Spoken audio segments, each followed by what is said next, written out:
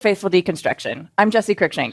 And I'm Rowland Smith, and we're joined by a really good friend of mine and a pastor here in town, Greg Lindsay.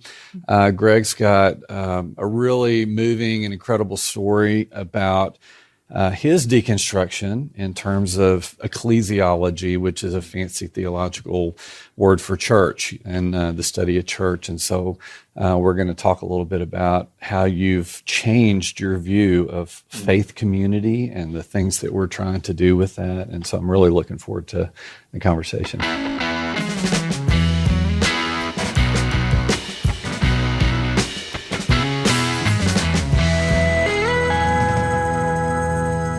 Yeah, so the last episode, we talked about how sometimes we have a deconstruction where we leave the group and we own our own faith and we come and realize that, well, maybe the things that I believe are not the same things as my group or faith family or tribe believed.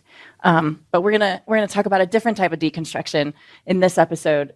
And as we've been thinking about the Tower of Babel through this entire conversation, if we remember from the text that the people, they wanted to be famous, they wanted to keep from being scattered. That was their motivation, was to be gathered and known by the people around them, known and respected. And when that unity of mind, because the language was broken, when that unity of mind was broken, they scattered and both their fears were realized, right? They're no longer known and they're no longer together.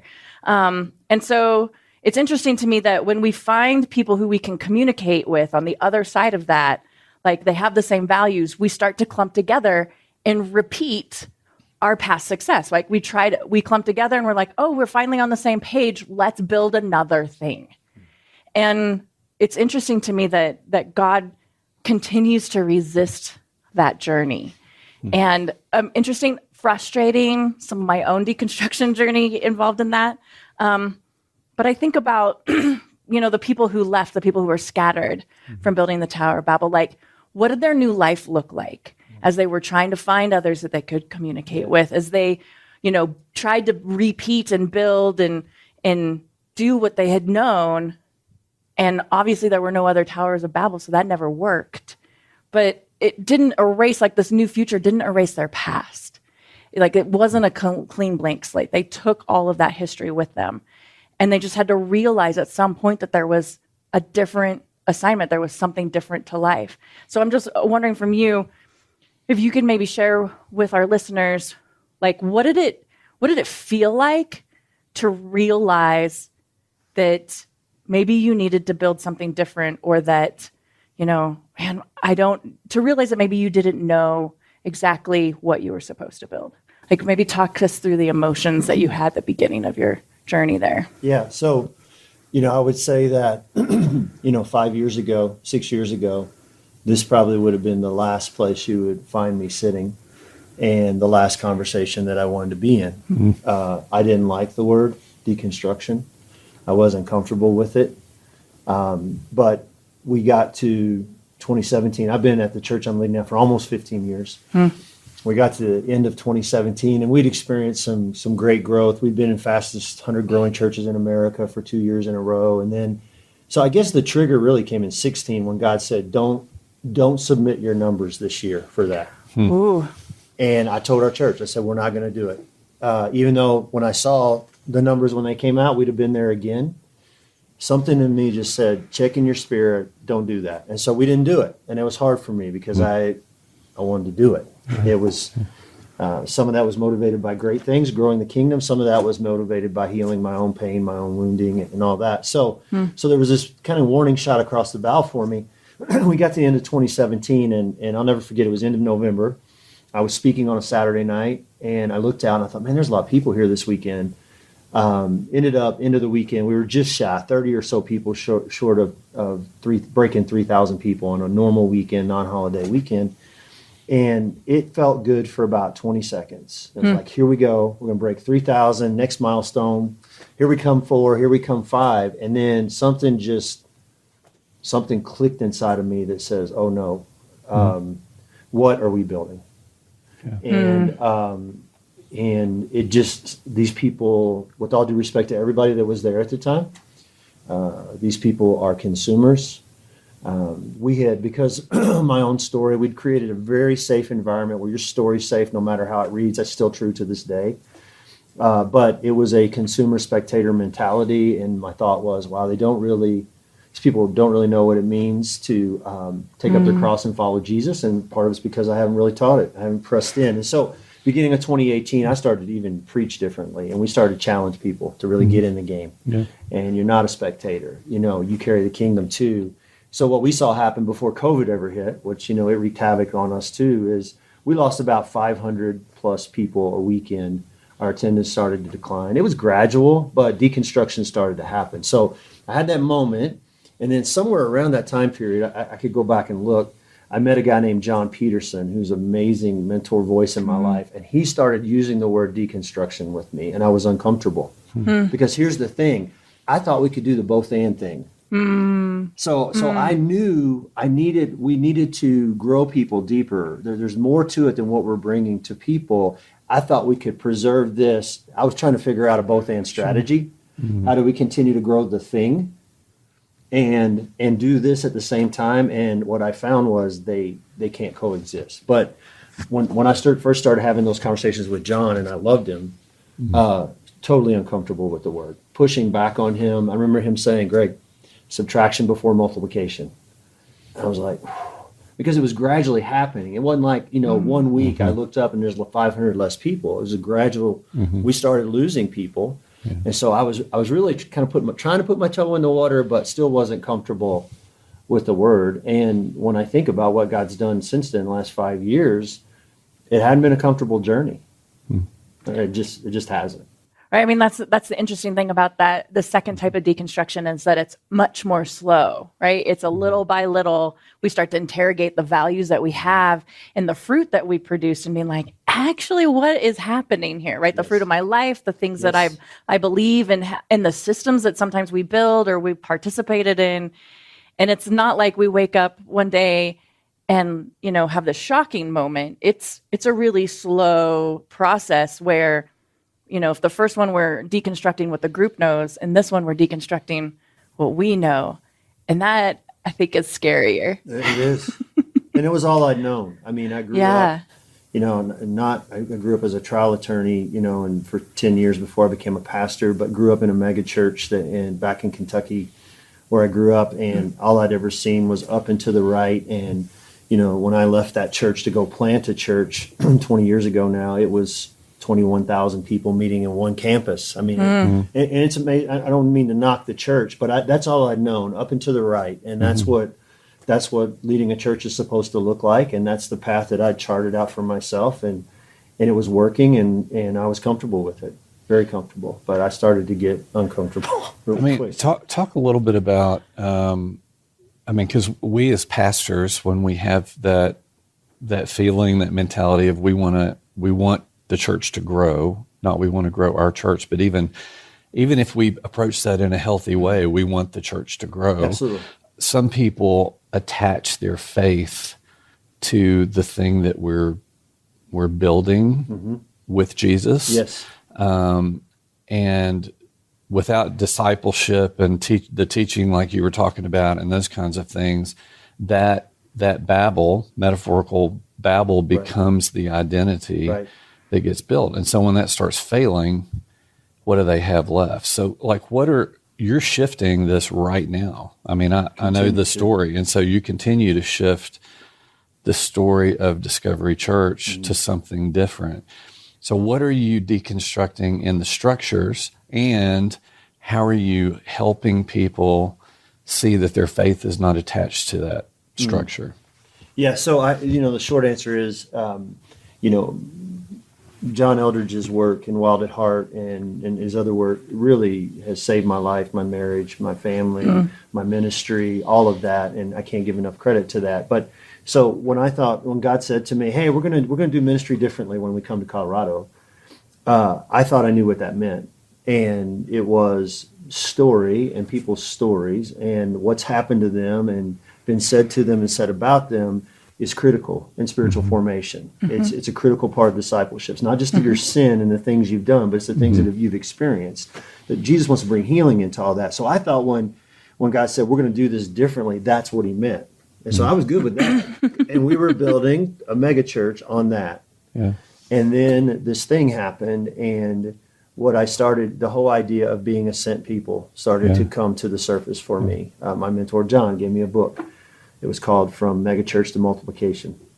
And I read the story, and I mean, bless his heart, Chris, the guy that wrote it, he made a decision, much like what we're talking about, and a church that was more than 10,000.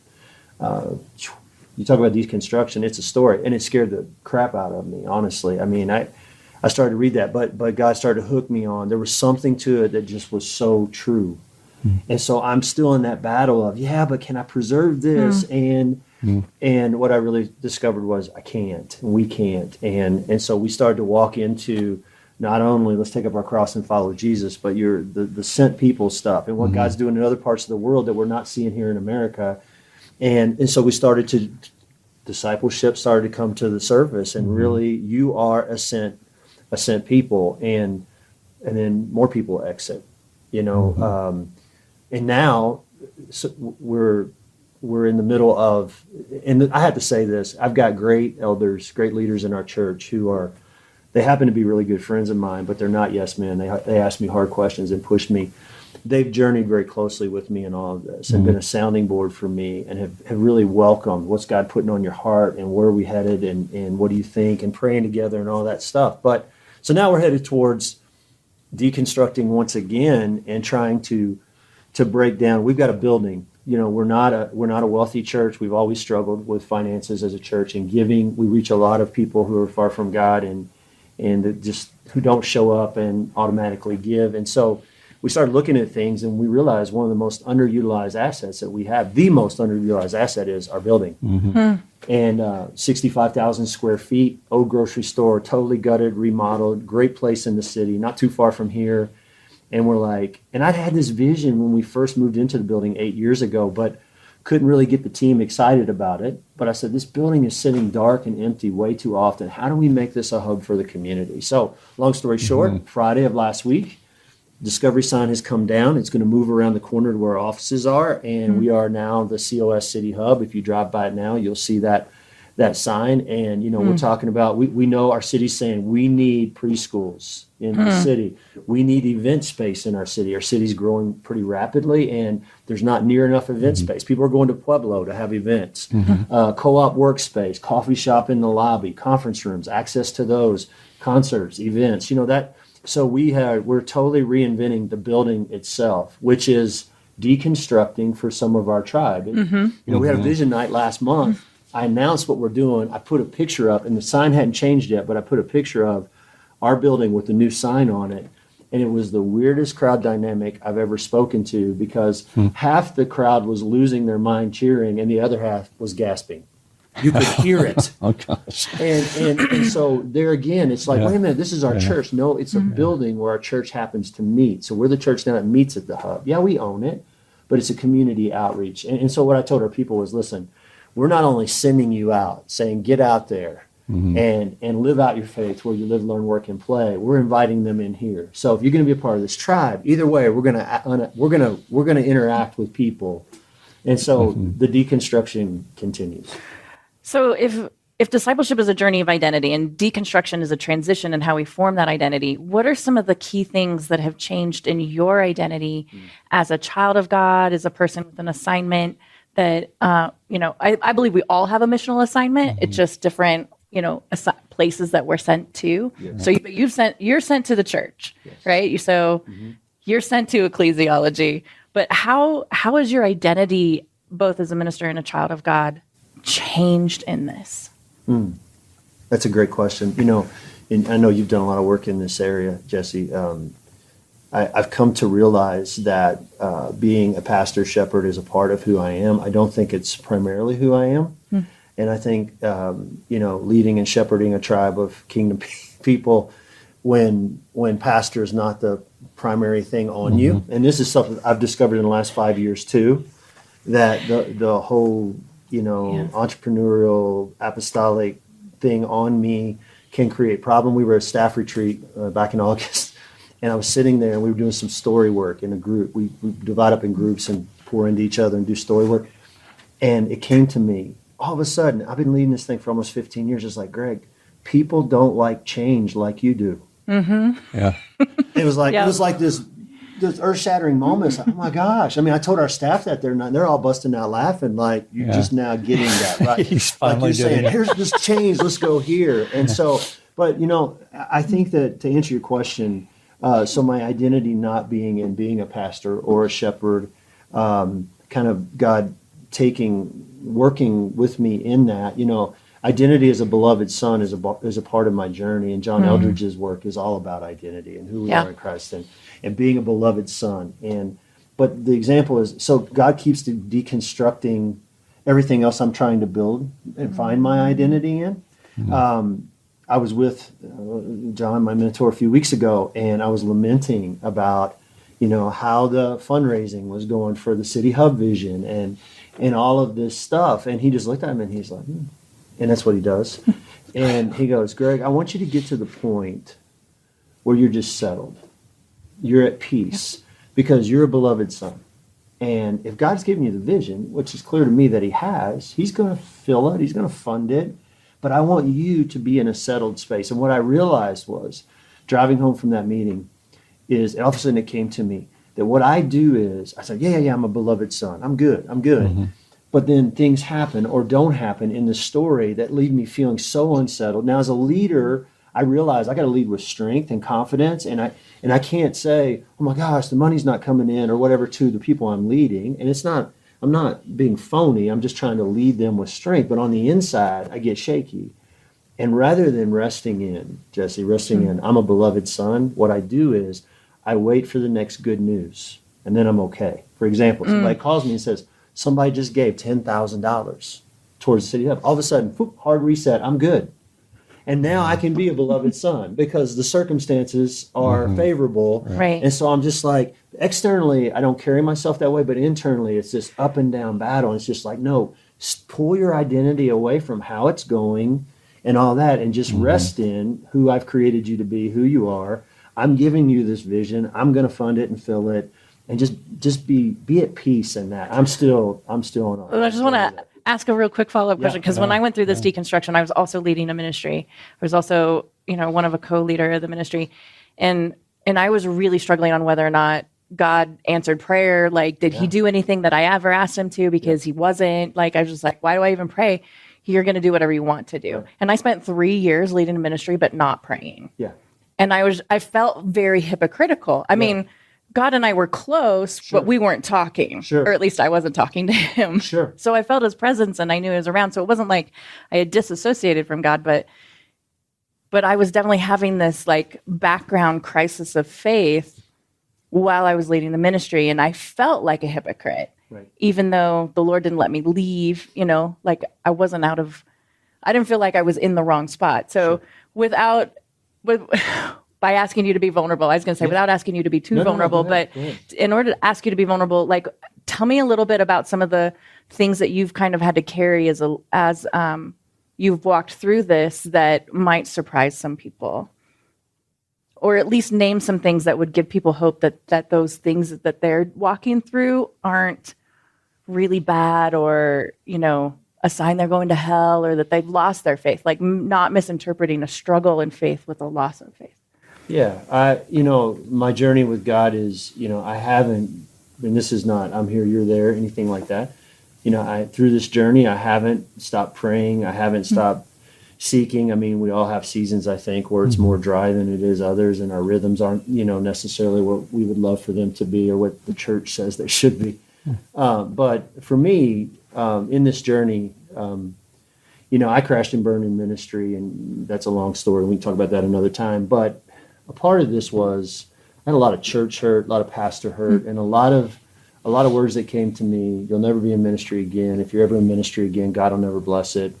So I got all that baggage when I come to Colorado. I call it the time two orphans found each other, because nobody really wanted me to be a pastor. And this tribe was a failing church plant of about 80 people that was 5.5 years old and was trending towards disaster. And So a part of the journey for me still is I've had to fight for almost 15 years now that, I'm pastor's in my title, but there's an asterisk beside me. And it's that, God barely let me back into ministry, and that, my assignment is less than. And so when hard challenges come and we take bold steps towards a different vision or steer something, all the challenges that come with that, and they do come, it's hard for me not to personalize that. Yeah. And it's just like, of course, this is what you should expect. And so there's beloved son, and then there's beloved son asterisk, and that's my journey. And I think John called that out in me a few weeks ago. Still, it's like this: we still got work to do, on this front. But questions and doubts and fears and having a lot of friends in ministry who cast vision. And the thing that came after me really hard when I was lamenting with my friend John was, you're just not a vision caster, right? You don't inspire people. You don't inspire kingdom things to move forward. That was the assault on my heart on that particular day, and then because of my story, it's like, yep, that's true. That's true of who you are. And so, but it just feels like, to me, it feels like everything, and we're doing it intentionally because we believe this is where God's leading us, but it feels like there's still a sense of unraveling. Like things are, to some extent, spinning out of control. Yeah. And measurables are getting taken out of play. And I find so much comfort in what I can measure. And I think what God's teaching me in this is that, He's leading me to a place where we can't measure. We shouldn't measure. We shouldn't even try to measure. And, I read a book that I read, and this, you mentioned it earlier, that in this process that messed with me. And I know Dave Ferguson, Hero Maker, that a friend of mine said, man, I read this, I thought about you. And I don't know if he meant that in a good or bad way. Because, but I realized, and it scared me. It really scared me because I realized that because of my story and other things, I've been trying, up till 17 anyway, was trying to be the hero. Yeah. And so now looking at the relationships that I have a pretty young team, but pouring into them, it's becoming more and more simple. But everything that I thought it was going to be, and I'm not getting any younger either. And so, you're trending up and to the right, and you're getting older, and you're like, great, this is going to get to this point, and I'm going to ride it out, and then boom, and then you get in your late 50s, and you start making these decisions. I don't make them on my own, to blow it all up, and COVID hits, and 2017, and us starting to teaching, just following God, what He's asking us to do. It's cost us lots and lots and lots of people. And so wrestling with that and getting older and like, what am I doing? I mean, it's, But I'm guessing from a little bit, but from knowing you and talking to you, like your vision of where you're going with this particular faith community that God's given you, maybe is sharper than it's ever been. It is. So it's interesting, and we were when we talked with Toby in a previous episode, pastor in Denver. I mean, he was talking about it was a little bit like walking out of the bounded set into centered set kind of thinking. It gets messy, and Toby was saying, we're just as pastors, we're just going to have to be comfortable with messy with people that are deconstructing and these generations that are coming up. And I was halfway there. We were comfortable with messy to the extent that, when story becomes a central piece of your church, and people's stories are welcome there, and they really believe that. The trick is they bring them, right? And it is a total show. I mean, it's a mess. And so we were used to walking in that, and I thought, this is messy. And then we got to 2017, and I started to understand. You know what? You're right, and I don't even know what messy is. Every day it seems like it gets redefined for me. But my comfort level with that is growing. Well, I mean, it seems like the irony was, as a church staff and our structure, we're not messy. We have a foundation for you to bring your messy story to. Exactly. Now it's, hey, we're messy just like you. Yes. In a different way. So, I mean, you've got an institution that's deconstructing and inviting deconstructed people to kind of walk in and figure out. It's like moving from the big, beautiful hospital to a field hospital. Yeah. And I've always called us a mass unit. I didn't intend for my my story, my crash and burn to be so public. But when I got to Discovery in 2008, I found out 2 days after I preached my first sermon that they hadn't told the church my story of crashing in ministry. So I said, we got to do that sooner rather than later. I did it in my 5th week, and half the church left in the next 3 months. I didn't intend for that to be the thing, but then my story was public, and it's been ever since. And so people come on the weekends like, we like this. This place is safe because that guy right there, he screwed up just like me. So staff-wise, we may not have lived it out to the extent we could have of messy, but it's always been a thing there. I think it's just continuing to be redefined in the journey as we go. So for you, as you're moving forward, you know, because there's deconstructing and there's reconstructing. There's the things that we're leaving behind and the things that we're moving towards. And I think you shared a bit about what you're moving towards, but what are you kind of over? Like what are you just really ready to leave behind you? You know, I'm not Rowland. It's funny. Rowland and I disagree on some things. I'm not That's ready. great. I'm not ready to let go of our hazers, our fog machines. You know, That's not what I thought you were going to say. There you go. but all that to say, you know, but the weekend, to me, I mean, what I was a part of building, and the weekend was what was most important. The weekend experience was what was most important. So that has changed. It's not, and I'm saying that. And now we still try to be excellent on the weekend. The thing about our weekend experience is because of the safe place that we are and stories out there and it's public, and I feel like we live out, it's a MASH unit. And so there's rescue happening on the weekend. So it's an important piece in my mind. It's just not the most important piece, which takes us to, you know, just really gravitating. I think one of the things that have caused Rowland and I to really connect over the last couple of years is, you know, this whole idea of being a sent people. That's something that I never embraced. I mean, because in reality, if I'm being honest, I need you to come to us on the weekend for help, because we can get you what you need. And there's a dependence on this thing that I'm trying to build. So yeah, invite your friends, you know, and tithe. Yeah, yes. Because I need both you and your money. And you and your money. So the whole come and see thing, I even joked about it in the last year, 1 week when I was preaching. I said, you can go out there somewhere in cyberspace and find me preaching a message on come and see, because it used to be a core value of our church. Had a friend who leads a great church, big church and growing church, and they had come and see. I like that. Let's do that.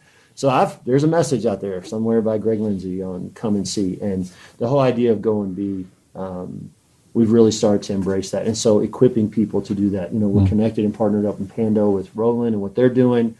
We're doing some DMM stuff. I'm going to Africa next month to see where the gospel's exploding one person to another in the Ivory Coast of Africa. Yeah. With a pastor friend of mine in Kansas City to see what's really happening. That's the direction that we're moving, and there's a piece of it that is just not comfortable for me because it's foreign ground, but it is fulfilling. It's rewarding. I love it. I'm seeing hearts come alive. I'm seeing less people on the weekends. I mean, right or wrong, it's not as fun to speak to 400 people as it is to 800. It's and maybe that's part of the brokenness that still lives in me, but we're on the right track. Really teaching our people how to live this stuff out. You know, not give them a formula, or you know, and being willing to walk in this organic, not linear path, because everything in me wants to make it a linear. Give me the 5-step plan, and we can run the play, and just to walk in the wildness of God and what He's got for us. So, you know, but I you know, it's funny because my mentor said, when John said, "Hey, I want you to stop measuring yourself against yourself." So I haven't arrived, okay? Because what he catches me saying, but man, 5 years ago this would have train wrecked me, and here I am. I'm better, and I am. I'm continuing to walk with God and get it better at this stuff. But I've got such a long way still to go as a leader. And we have such a long way to go still as a church. So I feel like we're just scratching the surface of what it's going to be. Well, Greg, I mean, I want to thank you for sharing with us, because I think this just really illustrates that the reality of this second type of deconstruction is that we have to face the truth that we're not as cool or as unique as we thought, and that our mark upon the world, you know, to be a single-handed world changer is just not realistic. And it's actually not God's goal for us, right? So we have to embrace the reality and reconcile ourselves to the truths in Ecclesiastes, right? I've seen it all fade away. Good things happen to bad people. Bad things happen to good people. And all I know is that I have to love the Lord on the other end of that. So just part of that deconstruction. I mean, so my hope is that through you sharing this, that people who are walking through this deconstruction can see, oh, it actually doesn't mean failure. The enemy and myself will tell me that it's failure, that all of this is a result of failure. I haven't succeeded in my calling. I'm not worthy of my calling. You know, all of those lies that come in to diminish us, but really God's just actually changing the metric. Yes. And so my hope is that people would feel okay with that. Yeah. So, I mean, what's your hope, Rowland? You know, I think out of this conversation, well, I have a selfish hope because we're working together now, and I'm excited about this City Hub community space. And so, you know, I do share a hope with Greg that God will help this thing flourish, that we can, you know, walk with God in this and reach more of our community. I think as a conversation, I realize that different people are going to be listening to this or watching it, and you know, some are individuals going through deconstruction, but some are pastors and leaders that are listening to this, and I hope they hear your heart and that big shift from trying to build Tower of Babel to build something that may be a little bit messy, but it is more participatory in the kingdom. Yes. And I loved how you said just embrace the wildness of God. You know, I think that's what we need to do. Yeah. How about you? What's your hope? Why are you sharing your story with us today? You know, because I think the short answer is I totally believe in the word now. Deconstruction. I'm seeing the fruit of subtraction before multiplication. Even though I didn't even want that to be in the realm of possibility for us. You know, it's like addition leads to multiplication. That's the formula that I was working. It didn't work, but there's life. I'm experiencing life in ministry like I never have before. And you know, I've been doing in ministry now for over 20 years, and there's a richness, there's a freedom, there's a joy. I feel renewed passion. You know, I have pastor friends who, coming through COVID, thought they had 5, 7, 10 more years in them. And one of them, you know, Easter's is last weekend. 2 or 3 of them have said, I'm out in 2 years. I don't have that. I mean, because of this experience, as painful as it has been, God has reinvigorated me for the kingdom and showing me things that look differently. But I'm excited about the future of the church. I think everything that God needs to do something crazy good with the American church is still there. And it's not going to be measured by, you know, tails and seats on any given weekend in buildings across the country. But this is the right conversation. And as painful as the process has been for me, it's something now that I'm able to embrace and actually see the fruit of. So I'm excited about. I'm excited about this conversation. I'm excited about what God's doing in the world, and I want to see more of it here in our city. So. Well, Greg, thank you for being with us. Really appreciate you coming and sharing your story with us and inviting us into your journey. Thank you for tuning in for Faithful Deconstruction. As a listener to this podcast, we wanted to make available to you a free download entitled 6 Questions of Faithfulness. They are questions that help you both honor God and the journey you're on. You are not alone, and you're not lost, even if it might feel like it. Go to Whoology.co for access to our free resources today.